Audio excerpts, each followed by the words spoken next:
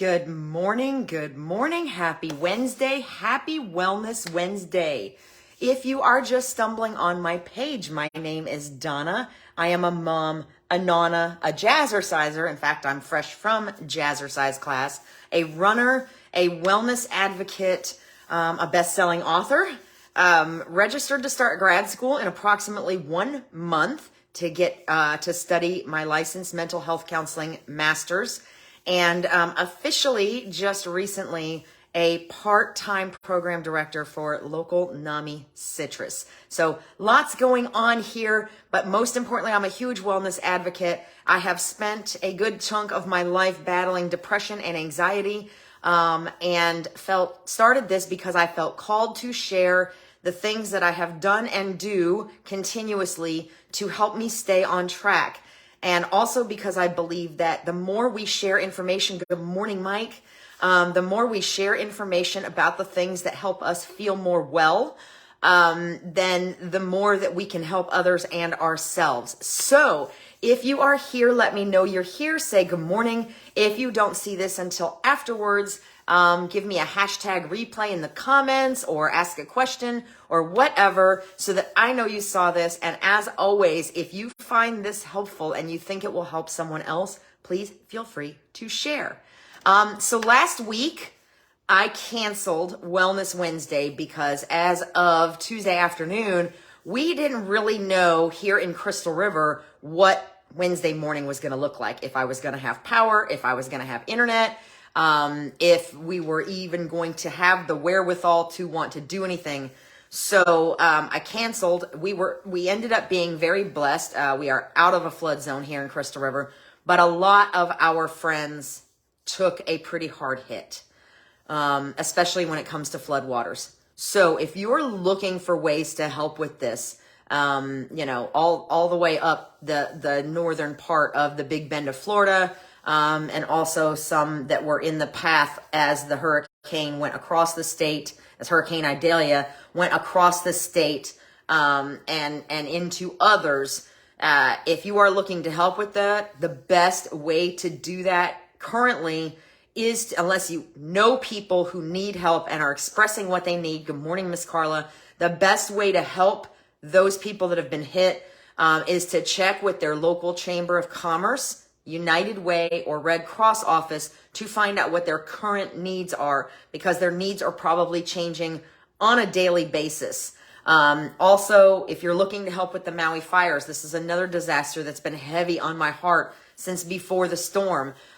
Same thing. If you check with their local Chamber of Commerce, United Way, good morning, Danielle, or Red Cross offices, you should be able to find out the most up-to-date information on how to help those people as well. So whether you're looking to help people that have been harmed by the hurricane in some form or fashion, or harmed in the Maui fires, if you're looking for a way to give back, there's lots of opportunity there. Donations, if you're looking at Hawaii, or if you're far away from here, from Florida, it might be easier for you to donate cash, but sometimes there's other ways that you can help. Like if you know somebody down here that's struggling, you can have food delivered locally, things like that, if you're not interested necessarily in donating cash to an organization that's assisting with the cleanup. So in any case, so that's why we canceled last week. But in our last Wellness Wednesday, episode 46, prior to that, we talked about negative body image and what it means, what the warning signs are, and how to improve your own or help a loved one with theirs. So I said at that time that I wanted to dig into that a little bit more, because there is a next step beyond just a negative body image. And so that's what today is about, is what happens when it goes beyond that point and becomes a real problem. So today we're going to dig in a little bit more, and we're going to talk about 4 major disorders associated with negative body image.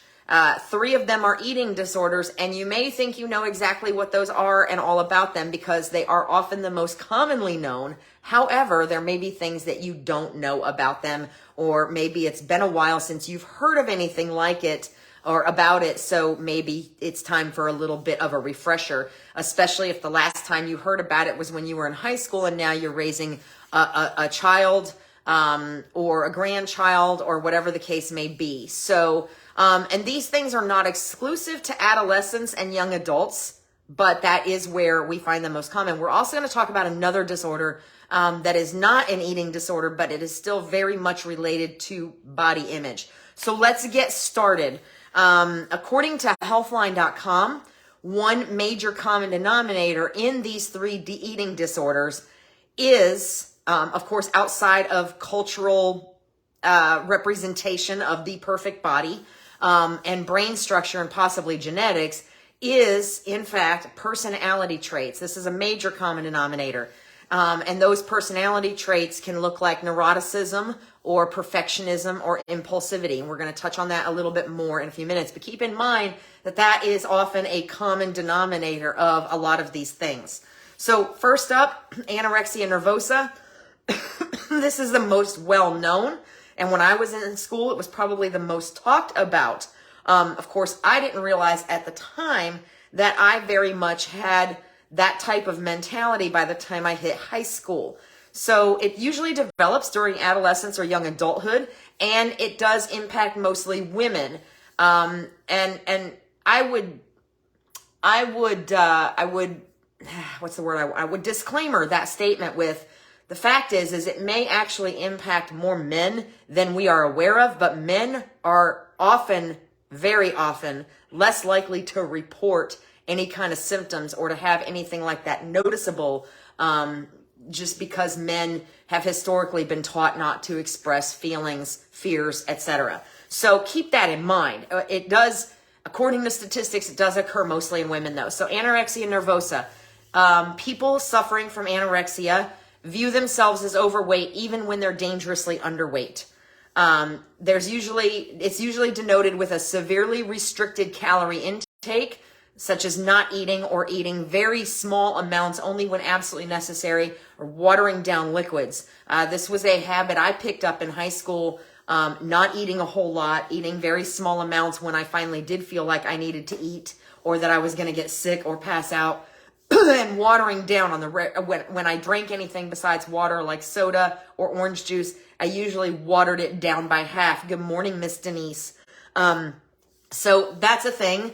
Severely restricted calorie intake, and often just kind of an obsessiveness with making sure that when you do eat, it is extremely healthy, or again, like I said, a watered down version, or a minimal version of whatever you're eating. Okay, so number three would be an intense fear of weight gain and or a relentless unwillingness to maintain a healthy weight, or constantly, relentlessly pursuing thinness. This is something else I experienced with family members in my family that had a history. There was a history of obesity on one side of my family. I feared that I was genetically inclined to become that way. So that often fed. I talked about in the last Wellness Wednesday. Good morning, Erica. I talked about in the last Wellness Wednesday about the young man that I went to school with, that when I was in his way and he was trying to leave the classroom, he said, "Get out of my way, you effing cow." So all of those little things kind of fed each other, including that intense fear that it was hereditarily impossible, if you will, genetically impossible for me to avoid becoming overweight. There's generally a heavy influence of body weight or perceived body shape on the self-esteem. Talked about that a little bit last time too, where body factors or whatever you think is wrong or right with you physically is what equates to your personality, your integrity, your character, etc. They have very little to do with each other than that a continued negative focus on the way you look can affect your personality over time. But the way you look or whatever you see in the mirror has nothing to do with the kind of person you are, or your character, or your integrity. There's a lot of times obsessive compulsive symptoms seen in these eating disorders, which is why the personality traits that are often the common denominator are things like neuroticism and perfectionism and impulsivity. Those are all little pieces of the obsessive compulsive anxiety disorder category, if you will. There's often difficulty eating in public and a strong desire to control the environment. And a lot of times that's what leads to an eating disorder, is when adolescents, teens, whatever, they feel like everything is out of control, but eating is, and how much they eat is the one thing they can control. So that's a lot of times how it can manifest. And ultimately, anorexia is very damaging to the body. It can lead to thinning of bones. It can lead to infertility, brittle hair, nails, and even organ failure, because there is a minimum number of calories that your body needs on a daily basis just for your organs to function properly if you're laying on the couch staring at the ceiling. So when you're constantly depriving your body of that intake, it can cause severe organ failure and eventually lead to death. So the next one that's very similar, and again, one that's extremely commonly known, very well known, also develops early in adolescence. It's kind of the flip side of anorexia, if you will, but a lot of the mentality is the same, is bulimia nervosa. This one involves frequently eating large amounts of food in a short time. And a lot of times looks more like you're depriving yourself and then eating excessively, usually until painfully full, and the person feels like they cannot control or stop how much they are eating. Any type of food can happen in this case, but most of the time it's food that person would otherwise avoid. And then there's it's denoted by purging to compensate for the intake of the excess food or relieve the discomfort caused by that binging. So purging looks like a lot of different things. A lot of people think of purging strictly as vomiting, and that is not the case. It can look like vomiting. It can look like excessive fasting. It can look like excessive use of laxatives, which can cause a whole new set of problems if your body and those digestive muscles stop learning or stop being used for their purpose. If you get my drift, that can cause long-term damage. Use of diuretics, enemas, and then of course excessive exercise. Again, similar symptoms to a subtype of anorexia, but generally in the case of bulimia nervosa, that person is maintaining a typical weight. They're not gaining weight or experiencing a large loss of weight. We'll talk about that subtype of anorexia in a minute. They're not gaining a large amount of weight. And they may not be losing, they're more typically maintaining a weight. And those that have bulimia, again, same thing, fear of weight gain, over-influence of the body shape and how you look in the mirror, on the self-esteem, same kind of mentality going on there. And they may also have a frequent sore throat, swollen salivary glands, tooth decay is rampant here because of the purging. Acid reflux, irritation of the gut because of whatever things are being used for the purging process, dehydration, hormonal disturbances, which I want to touch on for just a minute because I have talked in the past about how me cleaning up my diet and exercising more regularly has helped me not only control my anxiety and depression, but also to help control and keep in check the symptoms of menopause. It is a true fact that what you intake has a profound effect on your whole body, and that includes your hormones. And those hormones are very strong, very powerful little creatures that can cause a lot of problems if they are not balanced. So again, irritation of the gut, dehydration, hormonal disturbances, an imbalance of electrolytes, because if you're constantly purging in one form or fashion with diuretics or laxatives or vomiting or whatever the case may be, then you are losing valuable electrolytes that can cause severe dehydration. It can cause organ damage and lead to a stroke or a heart attack. And then the subtype, the third eating disorder I'm going to touch on real quickly, is the subtype of anorexia that I referred to, known as binge eating disorder. Now, you might think binge eating disorder, I know I did. I thought binge eating disorder and bulimia were the same thing, because there are some very strong similarities. This one is actually it may not be as well known, but it is the most prevalent form of an eating disorder in adolescence. That means there's more of this going on than there is of the other two that we are most familiar with. So binge eating disorders, most common in adolescence, extremely prevalent, involves consuming large amounts of food rapidly, similar to bulimia, but often done in secret and until uncomfortably full, even if they're not hungry. There comes with that a lot of feeling of shame and distress over the lack of control in the eating, disgust or guilt when they think about their behavior. But there's no purging, like with bulimia, to compensate for the binge eating. And so what happens, and this might look like stress eating. This might look like emotional eating. We have lots of different names for it, but it boils down to the same thing. If you're coping by sitting down and eating excessive amounts of food until you're uncomfortable, and until you're ashamed of yourself and beating yourself up and completely distressed because of what you're eating, or what you have eaten, then it's the same type of mentality, as you can see. But the difference here is that there's no purging to compensate. So there's going to be a continuous weight gain in this situation, a continuous blowing up, if you will. And oftentimes those foods are not ones with any kind of nutritional value. And therefore the excessive eating and the weight gain contributes to the risk of medical complications like heart disease, stroke, and diabetes. So those are the three most common and also most well-known eating disorders. But even I was surprised to find out that the binge eating disorder, which is a subtype of anorexia, is actually the most common now. Whereas mostly what we heard about was anorexia when I was growing up in my day. And second one we heard about the most was bulimia. So the other one I want to touch on today that is not, in fact, an eating disorder, is something that I've personally witnessed with a friend of mine, and probably, honestly, experienced a little bit myself. But without digging in too far, I also believe that this particular disorder has a lot to do. I think it kind of coexists with some of these eating disorders because it's a very similar mentality.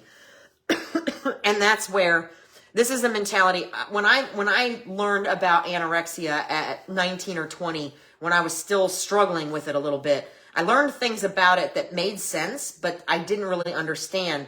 And one of the things I learned about it is a key component behind this disorder known as body dysmorphic disorder. Now, body dysmorphic disorder is an intense focus on a specific part of your appearance or perceived flaws in your appearance that result in repetitious behavior, such as checking the mirror, constant grooming, skin picking, things like this. So I had a friend that had a very, I wouldn't even call it a very serious, it really wasn't anything above and beyond typical teenage acne at the time. However, this individual was trying so many different products to get rid of it and overusing them so much that they were literally burning their skin. And this individual was constantly in front of the mirror looking at the acne, one pimple. If they were so much as looking at one pimple, they were convinced, and this is part of that mentality that I'm talking about. They believed that one pimple was making them ugly or deformed looking. It was, and it literally, they usually weren't, again, anything very big, anything out of the ordinary for the typical teenager going through puberty with the hormonal imbalances and whatever else. But that is the mental thing going on behind body dysmorphic disorder, is that you strongly believe that whatever that defect is about you that you are laser focused on makes you look deformed or makes you ugly, even if it's just a tiny thing. And oftentimes in the case of body dysmorphic disorder, it is a small thing that either nobody else can see or that nobody else really notices, but it is amplified. It may, for that person looking in the mirror, that pimple may have actually looked like it was a screaming red light. Just like when I was 99 pounds looking in the mirror, I saw myself as much, we'll just go with it, fatter and this is, I haven't ever really talked about this too much. I saw rolls of fat when I looked in the mirror. So I'm trying to give you a picture of what that mentality looks like. I was 99 pounds. Not only was there not an ounce of fat on my body, but my hair was brittle and yellow, and my skin, I've seen pictures since then, and I'm like, oh my gosh, I thought I was fat, and I truly looked on the verge of ill. I had shadows under my eyes all the time. I was eating maybe one meal a day. I was sick all the time. And it's because I wasn't feeding my body. But when I looked in the mirror, what I saw, I just couldn't get thin enough. I still saw fat rolls and ugliness. So this is the mentality that is behind body dysmorphic disorder that I believe is also commonly behind the other eating disorders, is a very skewed perception of what you are seeing when you look in the mirror versus what other people see. So on the body dysmorphic disorder, a strong belief that you have a defect that makes you look ugly or deformed.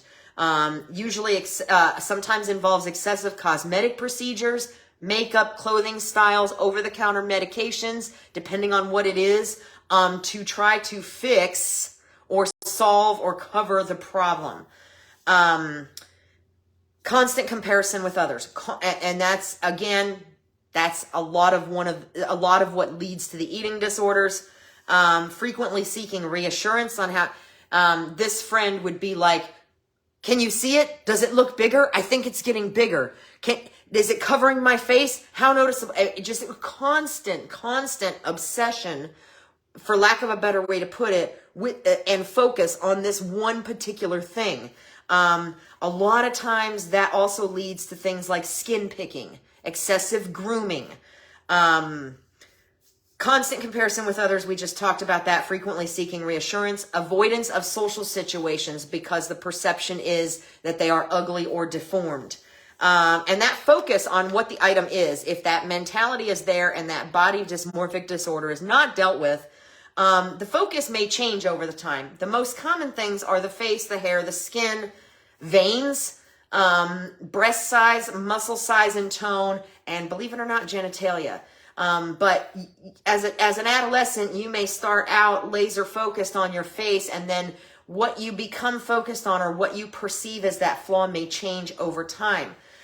Interestingly, also about body dysmorphic disorder, the friend I'm speaking of was a male. Body dysmorphic disorder, again, is another disorder that's most commonly related to women, but it happens a lot in men. And it's manifested in different ways, like the genitalia, the muscle size, things like that. And those things, they manifest differently and are extremely underreported when it comes to men. That was something I learned when I was in college, and I was not surprised because of what I had experienced with actually a couple of friends in my world that were men that were almost as extreme as this one that I related to you. And then, of course, if you know anything, there's a lot of people that are very confused about obsessive compulsive disorder. But this is a situation that's related to OCD. Although the eating disorders are not necessarily always related to OCD, there are some common denominators. OCD is a presentation of obsessions, such as the laser focus on something and then the compulsion to fix it or correct it or deal with it or address it. So there's an obsession and a compulsion there, and that's what OCD order is really about. So the obsession in the case of body dysmorphic disorder of my friend with the acne, is an obsession with the pimple. Is it getting bigger? Checking in the mirror every 5 minutes. Is it bigger? Am I deformed? Do I look deformed? So the obsessiveness it comes into, it is manifested in the constant thinking about it. The constant thinking about it and stressing about it. The compulsion is the constant urge to go to the bathroom, to check the mirror, to put something on it, to try to make it smaller, to pick at it, to make it go away. Those are the compulsions. So this is definitely a disorder that's related to OCD. I don't think that anybody is immune from it, But the more we know about these types of disorders and how they manifest, the more we may be able to be honest with ourselves or with our loved ones if we find they're experiencing it. So that is a little bit more of a dig in to what we talked about in the last Wellness Wednesday.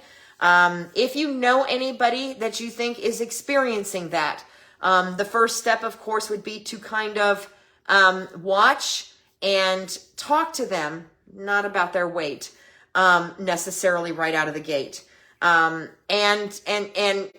we talked a little bit about this in the last Wellness Wednesday about focusing on health and focusing on personality traits and things like that when you're talking to those individuals, and not discussing food as much or weight or anything like that, because it can sometimes be a trigger for them.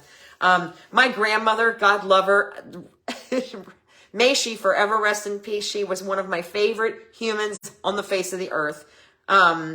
But she was very blunt, and she would look at me after not seeing me for a while, and it looks like you've put on a little bit of weight. And she may not have ever intended it as a negative, but it was very hard to swallow sometimes when she said that. So sometimes just a passing comment, that somebody just can come across wrong. So it's often better to stay off the subject of weight, or food, things of that nature. And then finally, remember that society's ideal body is unachievable. It's an unachievable ploy invented by the diet industry to make money. We are so much more than a body. You need to look past that when you look in the mirror. Strive for healthiness. Healthy is the new thin. Healthy is the new beautiful. Healthy is the new whatever you want it to be. The most important thing is that you are healthy, and that you feel good, and that you feel strong and vital. And that has very, very little to do with the weight on the scale. Okay? I know a lot of women that are technically, according to the BMI, which we already discussed in the last Wellness Wednesday, is a flawed measurement system, who, according to BMI, are overweight. According to BMI, I am a little overweight, but they are strong. We work out on a regular basis. We can do things physically that other people can't do. So does it really matter if we're a little bit over according to that chart? Or is it more important that we are healthy and vital and feel strong and happy? Which do you think is the better choice? Know the signs of an eating disorder. I'm happy to send you the links. If you want the links for the things I worked with, I have a few different ones. And I was also,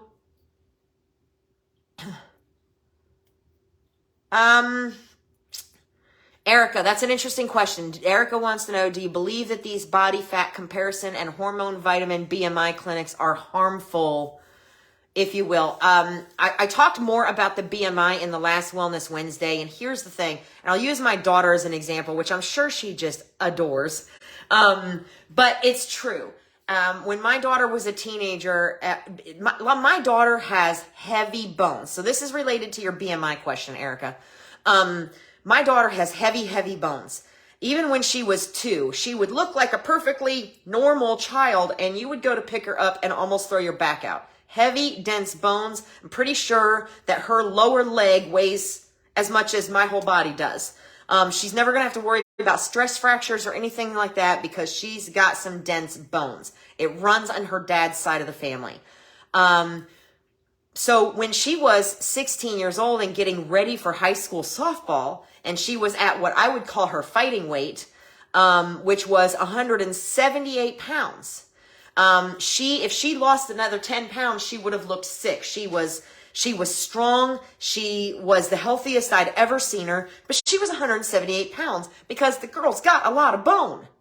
And in the doctor's office, she was still considered obese because of that BMI chart, because of that height versus weight, that doesn't take into consideration bone mass, muscle mass, things like that. It's a very straight. So yes, I think that is very harmful, and that's BMI is still widely used. Those charts are still widely used in doctors' offices. You can still see them, where you should be based on your age and your height versus your weight, but that does not apply to everybody across the board. It's very generic.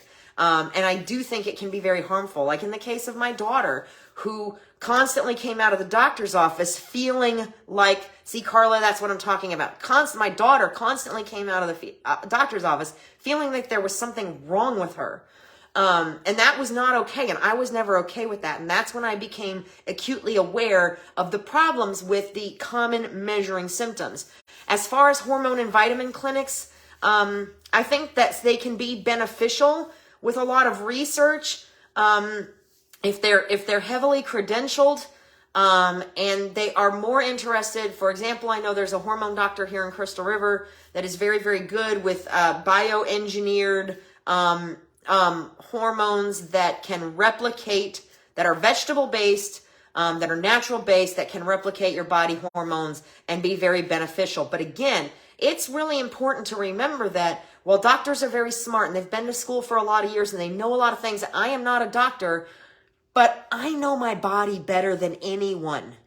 I know my body better than anyone. So if you feel healthy and vital and you're not struggling, if you know you can do better, if you know you can work out more or you can eat better, then go for it. But don't base it strictly on. Now, if you're being diagnosed with high blood pressure and high blood sugar and high cholesterol and all those things, and the doctor's telling you that it's because you need to take off a little weight, those are real things, and that is true.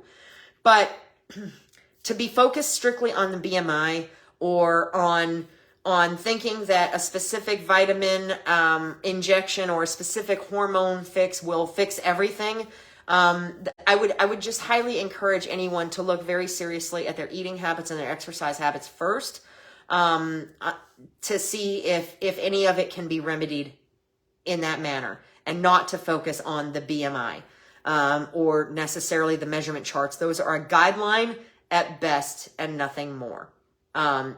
You want to see your blood work. If your blood work is great, if your BMI says you're 10, 15 pounds overweight, but your doctor says your blood work is perfect and you're getting active on a regular basis and following the 80% rule, like I said, my BMI right now is 27.5, and I think it's supposed to be 26. It was before Idalia, Erica. I'm just a hair over the BMI. I'm not worried about it. I'm still running. I'm still jazzercising. I'm still line dancing a couple times a week. Trying to get back into strength training because I know that's where I'm lacking. I am not focused on that BMI. Now, if it continues to get out of control, then I might need to go see a doctor if what I'm doing is not working. But right now, I feel healthy. I feel well. I feel strong. And I'm not going to focus on that. So keep that in mind. Know your own body. Doctors are very smart. I'm not going to in any way, shape, or form bash on the doctors, but you know your body better than anybody else if you're paying attention. So again, remember, society's ideal body is unachievable ploy. Your ideal body is where you feel your best about yourself in general.